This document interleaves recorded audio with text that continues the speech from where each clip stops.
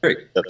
Yes. So I have to give a quick overview first and bring people up to speed because a lot has happened in the last 3 years of AI advancement that's foundational to kind of where we are today. And so from 2022 to 2025, AI has just rapidly evolved. It went from foundational tools to something that's more highly advanced. It's self-improving systems. In 2023, generative AI hit an inflection point dubbed the iPhone moment. Um, Jensen Huang gave a great speech on this the other day at the GTC conference. But it was fueled by tools like ChatGPT and NVIDIA's DGX supercomputers. And if everyone can mute their side, that would help me a lot. Um, in 2024, NVIDIA launched the Blackwell GPU architecture and the NIM project, which enabled scalable modular AI deployments. Now, this is what enabled everything that you can use today that is very powerful. Now, by 2025, they introduced something called agentic AI, where AI systems are now autonomously building and optimizing other AI supported by their Blackwell Ultra chips and their upcoming Rubin architecture. And the concept of AI factories finally emerged, signaling the rise of large-scale autonomous AI development with vast industry implications that I'll go over later. So what we have today are these AI agents that are fueled by the agentic AI systems. Now, AI agents, you have to understand, are driving major shifts in how work is done. These autonomous and semi-autonomous systems, they can now perceive, they can decide, and they can act without any constant human oversight at all. And as their capabilities grow, the workforce is now moving away from traditional system building roles toward professionals who are now managing and collaborating with these AI agents. And I want to give you an example of this in my own business cycle. Engineering teams that once required 75 plus people, these are high functioning engineers. I now have them whittled down to about 5 because AI takes over much of the building process now. And this transformation, which began around 3 years ago, is now fully mature. And this is raising concerns that future technologists may lose the ability to build altogether because they're not building anymore. They're relying on AI to build. And so today, AI agents range from simple chatbots to complex tools like trading systems, recommendation engines, and AI co-pilots, which I'll get over later because it has great benefits, but also some concerns. These are the different types of AI agents that you can use today. There are reactive agents, which these are agents that respond to immediate stimuli without memory or learning. They don't need to learn anymore. We have model-based agents, which use internal models to simulate environments and to predict outcomes. There's goal-based agents, which evaluate future consequences to choose the best action to take. We have learning agents now, which adapt over time based on feedback and data loops. And then we have multi-agent systems where several agents are now cross-collaborating and they compete in shared environments. Now, next, I'm going to run through some of these AI systems that are commercially out there. Now, I want to start with OpenAI, and you've heard of ChatGPT. We've all talked about it on this call and probably amongst your social circles. This is an AI that's capable of understanding and generating human language, and it's becoming accurate by its prompting, but it's still very biased, and it needs subject matter experts, and that's you, to help it become accurate. But what you need to understand is that this language model, it doesn't just stop at conversation. Codex, one of its siblings, writes computer code from natural language prompts. This is people with no programming background at all can now build apps and write automations just by describing what they want in plain English. DALL-E takes that same idea and applies it to visual art. You can type a description, let's say a 3D rendering of a coral reef city powered by solar crystals, and it's now going to generate a vivid image that didn't exist in this world seconds ago. This suite of tools has already transformed content creation and UX design and even customer service. But more importantly, it's democratizing creativity because anyone with a voice can now build something that used to take an entire team to do. Then there's DeepMind, the Google-owned research lab known for beating world champions in games like Go and chess. But its real impact goes far beyond games. This breakthrough system, AlphaFold, has solved biological puzzles that have stumped scientists for over 50 years. One of those is called protein folding. And why does this matter? Because proteins are the building blocks of life, and understanding how they fold determines how diseases spread and how drugs can stop them. And it's already predicted the structures of over 200 million proteins, and this includes things like cancer, Alzheimer's, and Parkinson's. This is changing biotech in real time. It's changing vaccine development, it's changing drug discovery, and it's not just helping scientists work faster. You have to get that out of your head. It's helping them work at scales that were humanly impossible before. Next, we have Anthropic, the company behind the Claude language model. What makes Claude different is its foundation, because it's trained with a method called constitutional AI. In other words, it wasn't just designed to be helpful, it was designed to be safe, transparent, and aligned with human values. It can explain its reasoning, it can reject inappropriate requests, it can revise its own responses to improve clarity or even to reduce bias. And in a world where we have a lot of misinformation and manipulation that can scale just as quickly as truth can, this kind of ethical framework isn't just optional, it becomes more and more necessary. Anthropic is helping to set the standard for responsible AI development, where how the system learns is just as important as what it does. Then we have Gemini, a next-gen AI model, also from DeepMind, and the first truly multimodal AI, which means Gemini doesn't just understand text. It can also interpret images, interpret audio and video all simultaneously. So in the scientific fields, we can show it a graph, read it a paragraph, and then ask it to respond with a chart or even generate a video response all in one interface. And this is already being used for scientific research. It's already being used for climate modeling, education, and all the assistive technologies that I'll go over later. But you see, this kind of flexible, holistic processing, it brings us closer to an AI that can support human learning, not just simulate it. We have examples like Tesla's full self-driving system. And this is probably one of the most advanced AIs that we have, because it includes computer vision, path prediction, sensor fusion, and adaptive learning all in one platform. And it helps it to navigate a vehicle through unpredictable environments. It can identify stop signs, anticipate pedestrians' hesitations when they're crossing a street, and it's constantly adjusting based on what it sees. It has forced the entire world to confront the ethical and practical implications of autonomous mobility, and it's accelerated innovation in everything from robotics to drone delivery systems to smart logistics. IBM Watson, one of the earliest enterprise AI systems to move from lab to boardroom in medicine, is helping with cancer diagnostics, helping doctors match treatment plans with genetic markers. It's helping in legal review, scanning thousands of cases in just seconds to highlight precedents. In customer service, it's being used to handle millions of interactions with precision. And we have Grok. Grok is an AI hardware company founded by a former Google guy named Jonathan Ross. And it's created an ultra-fast language processing unit, which delivers deterministic, low-latency inference for large language models like Llama 3 and Gemma. And unlike traditional GPUs, Grok's architecture is optimized for real-time responsiveness. It's achieving speeds over 800 tokens per second on specific models. Its cloud platform supports blazing fast deployment of open source AI, making it the go-to solution for inference-heavy applications.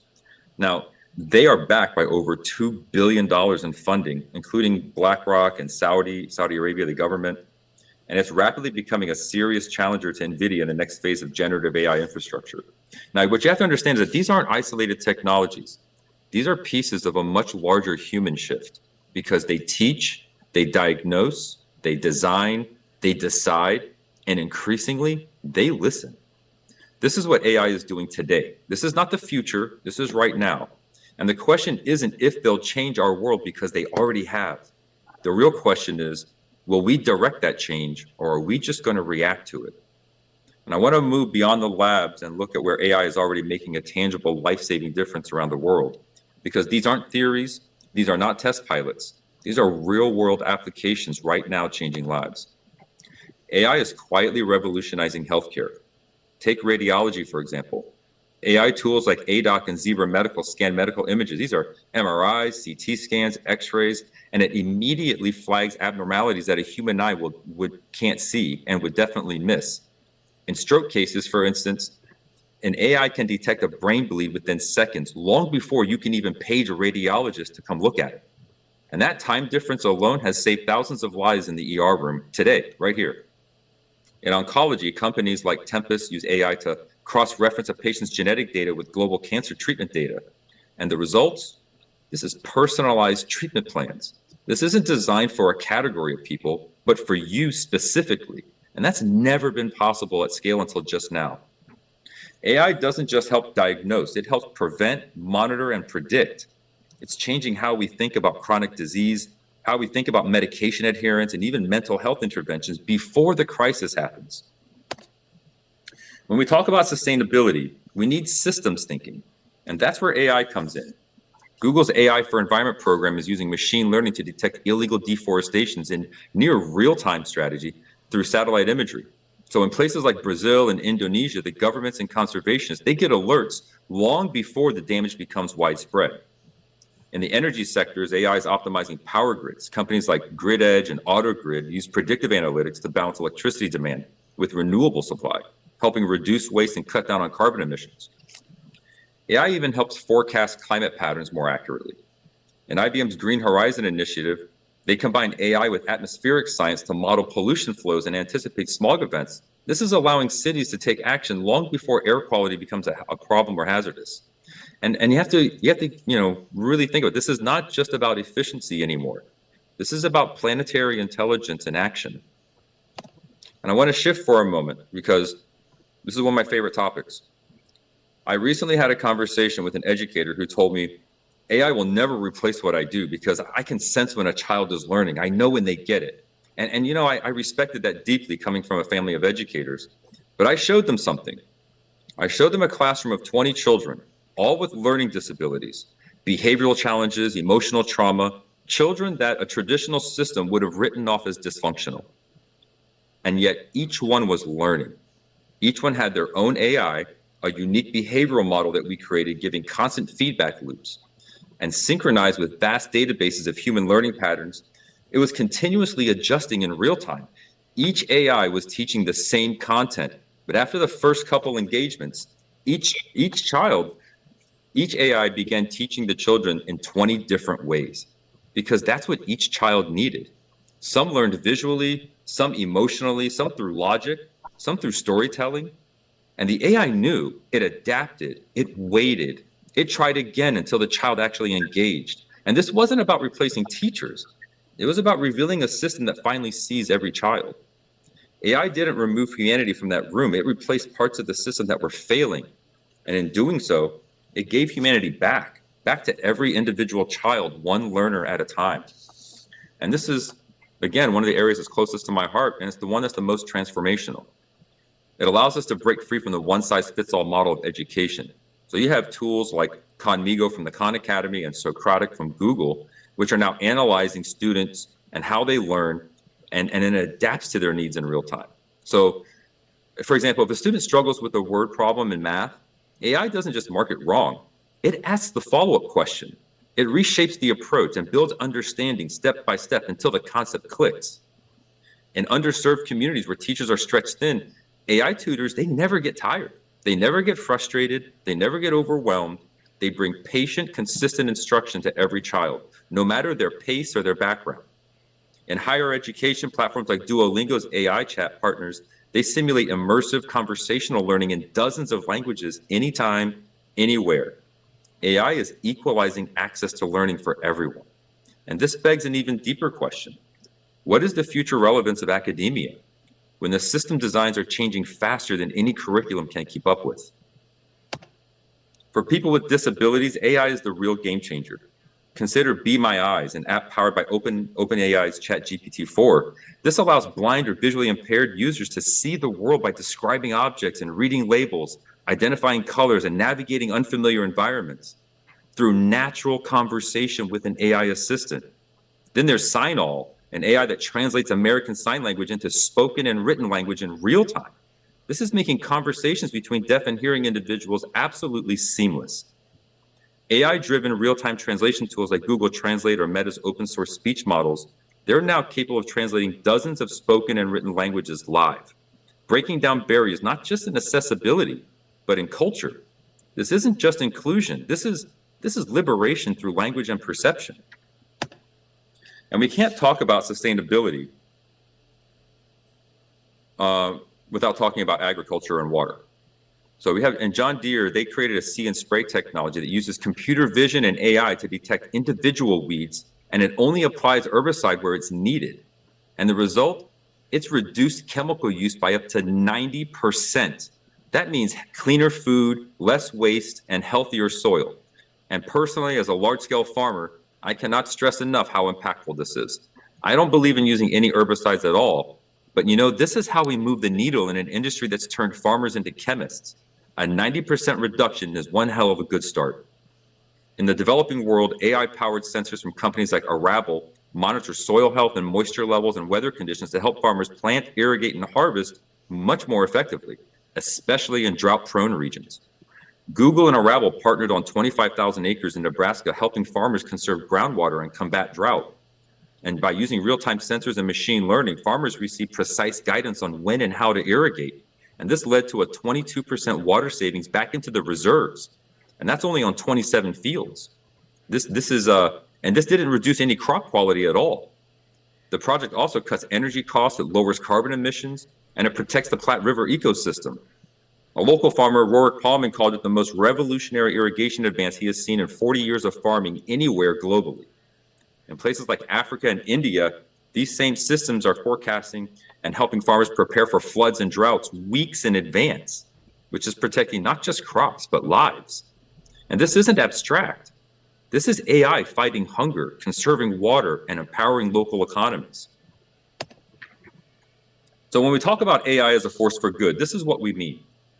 We mean lives saved through faster diagnosis, forests protected before they're destroyed, students finally being seen and supported, barriers of language, vision, and mobility being erased, and farmers feeding more people with fewer resources. These aren't future dreams. These are the present day realities. AI is already helping humanity, but only if we choose to wield it with purpose and care. Now, you need to pay attention to this, because when we talk about the future of AI, we often imagine breakthroughs, but what's coming next isn't just about breakthroughs, it's about infrastructure. AI won't just live in apps or behind smart assistants. It's going to become a silent partner in everything we do. It's going to become ubiquitous, backgrounded, but always active, just like electricity. And I want to walk you through what the next 5 to 10 years are going to look like, because this transformation isn't coming. In many places, it's already here. Cities are already evolving into intelligent ecosystems. AI is becoming the brain of how we move, how we power, and how we protect urban life. In Singapore, one of the world's leading smart cities, AI is managing real-time traffic flows to reduce congestion. We need that in Miami. Public lighting that dims or brightens depending on pedestrian activity. Utility grids that detect outages and automatically reroute power instantly. Surveillance systems, they're now analyzing human behavior patterns, loitering, illegal dumping, crowd dynamics. And when it's done ethically, it's about emergency response. It's about urban planning and public safety. There is this other layer of concern I'll get into in a bit, because even though it's not about Big Brother, it kind of actually is. The AI is watching to adapt the city in real time. In the office, AI is radically transforming how we handle everything from payroll to presentations. In HR, platforms like Eightfold AI match candidates to jobs based on skills, not just resumes. This is increasing fairness and it's reducing bias. Most corporate AIs are looking at thousands of resumes and these AIs are giving the employer the good, the bad, and the ugly on each candidate. And it even calculates how much of your resume is BS based on what it knows about you. In law, tools like Harvey AI or Case Text, they're summarizing case law and generating legal drafts in seconds. And there's a lot more out there as well in the legal space. But let me tell you this much. Within 100% of my personal business footprint, I've eliminated 90% of my legal fees thanks to AI helping us to draft our own documents for us. And then we just hand it off to our attorneys to get them to sign it, give it back, or make some minor needed adjustments and then give it back to us. In finance, AI audits expense reports, it predicts cash flow, it flags anomalies in real time. In the creative fields, Adobe's Firefly and Canvas AI suite let marketers, designers, and small businesses generate production-ready visuals and videos and headlines instantly. And the point isn't to eliminate employees. The point is to elevate them, to offload all the repetitive stuff, and to leave room for strategy, insight, and creativity. Now let's zoom in from enterprise to everyday life, because today's smartphones already have basic AI, but what's coming next will feel more like having your own personal digital assistant that knows you better than you know yourself. Phones will pre-suggest responses based on your mood, based on your schedule and your tone of voice. Smart glasses like Meta's Ray-Bans or Apple's glasses will overlay information on the world around you. Live directions, reminders, translations, names and faces, all in real time. Wearables will monitor your health at a biochemical level. We're not just talking your heart rate. We're talking hydration, your cortisol level, your nutrient absorption, your emotional stress signals. IoT devices like smart fridges will know your dietary goals and suggest recipes, or they might judge you for skipping leg day, gently, of course. But you won't just use devices anymore. You're going to live with them, and they're going to live with you. And this is where it gets more intimate, because AI isn't just becoming practical, it's becoming personal. AI therapists like Wysa and Wobot, they're already helping people manage anxiety and depression in real time, especially in areas with limited access to mental health care. We have AI coaches and trainers that are appearing in everything from fitness to leadership development. In gaming and education, companies are building fully AI-powered NPCs. These are non-player characters. These things are learning from you. They're remembering all of your past interactions with them, and then they're evolving over time with you. In the metaverse and extended reality spaces, you'll soon be able to design, live inside of these adaptive worlds where your AI companion understands your preferences. They understand your history. They understand your goals and even your emotional patterns. And what was once a tool now becomes a mirror, a partner, and even a guide. And finally, the layer that most people forget about, embedded AI. This is where AI doesn't look like AI anymore. It just looks like your car or your washing machine or your HVAC system or your toothbrush. And these systems will learn your preferences over time. They will maximize efficiency and energy use. They'll notify you way before things break. And they're going to coordinate with all the other systems in your home and your vehicle. So, for example, your smart thermostat already is synced to your car's GPS and your phone location. So if it sees that you're 10 minutes out from home, it's going to start to pre-cool your house and adjust the lighting based on your routine. No commands, no input, it just knows. In the background, AI is creating a seamless layer of intelligence across your entire daily life.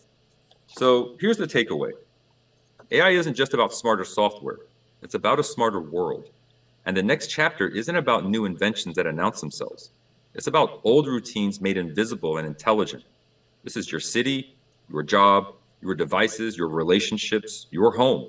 All of it will soon be augmented by systems that think, learn, and adapt. And the real revolution isn't loud, it's embedded. And that brings us to a truth that I want everyone to sit with. AI is becoming the invisible infrastructure of modern life, just like electricity was in the 1900s.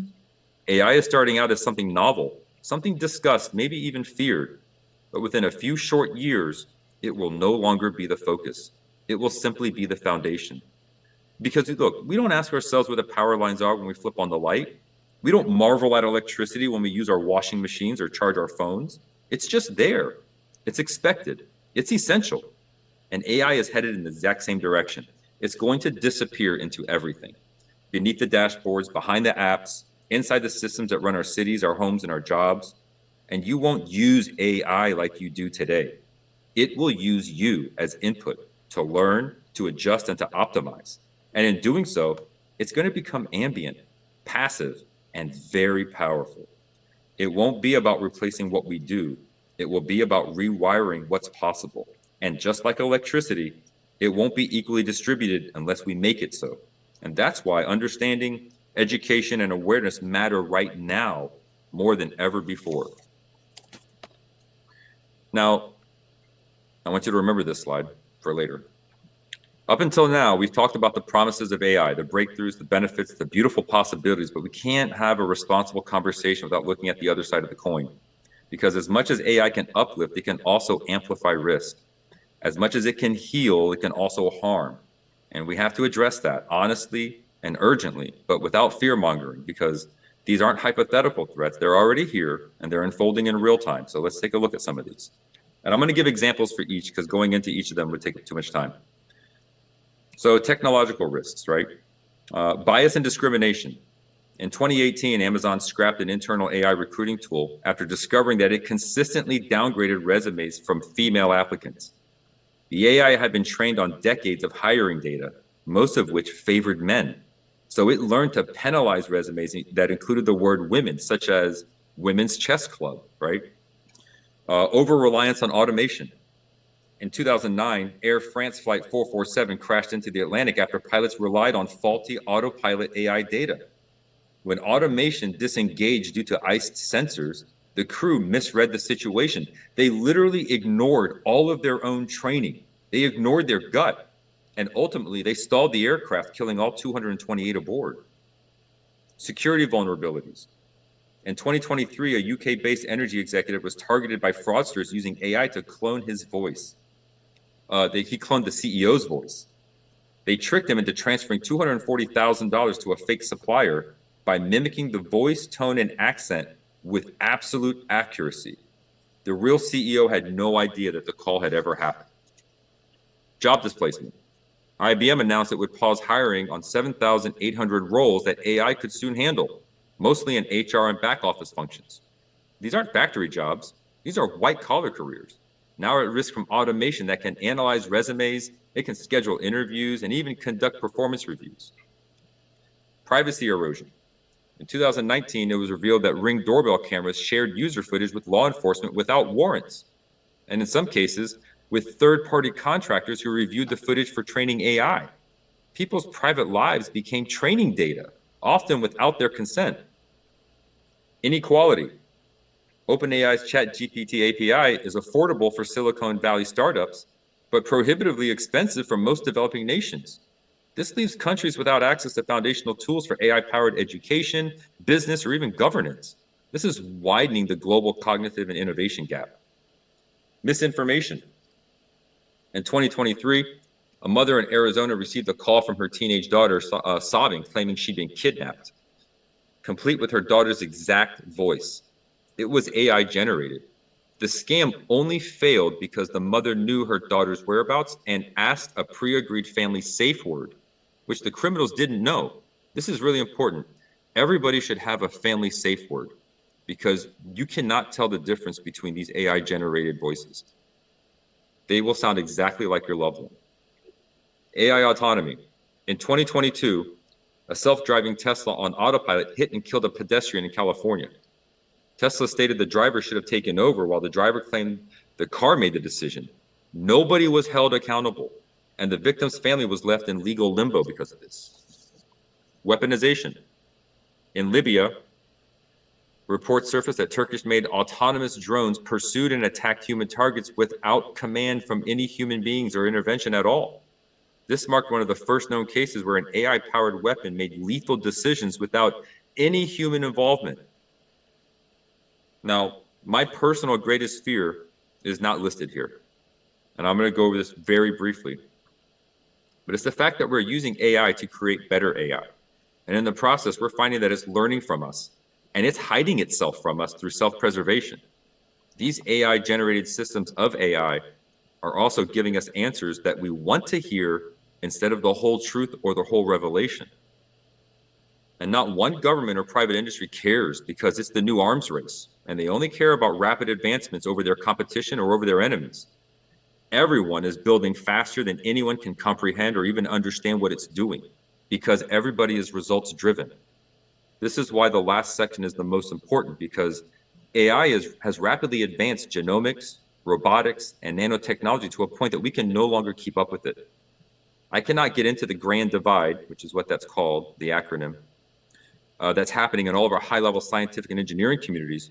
But we're in a weird and scary place where we are now replacing the human species with artificial advancements. We're making people smarter, stronger, faster. But at what point do we alter our DNA so much that we're no longer called humans? The economic divide that will drive everyone in this world to make a huge decision in the next 5 years. I mean, do we preserve our humanity? What does it really mean to be human? I mean, do we join the rat race so we can compete economically? Like, let me give you an example. Do I get a cybernetic chip implant so that I can keep up with the rapid intelligence growth of all my neighbors and my competition? Do I choose to live another 250 years by altering my genetic code. This is real. This is happening right now, thanks to a 2010 DARPA project called HACS. They created a human artificial chromosome project that lets you reprogram your genetic code, your genetic makeup. And AI has made all of this possible since 2010. It's rapidly advanced it. So 5 years from now, the grand convergence and the dominance of AI agents will not just reshape life. They're going to redefine what life is. And the human race stands at the crossroads. We can use these tools to heal, to connect, and to liberate, or we can fall into control, division, and digital slavery. The outcome is not inevitable. It will depend on how wisely that we teach, govern, and remember our humanity. Our greatest task is not building smarter agents, but cultivating wiser humans who know when to use them, when to reject them, and how to remain truly alive in a world run by machines.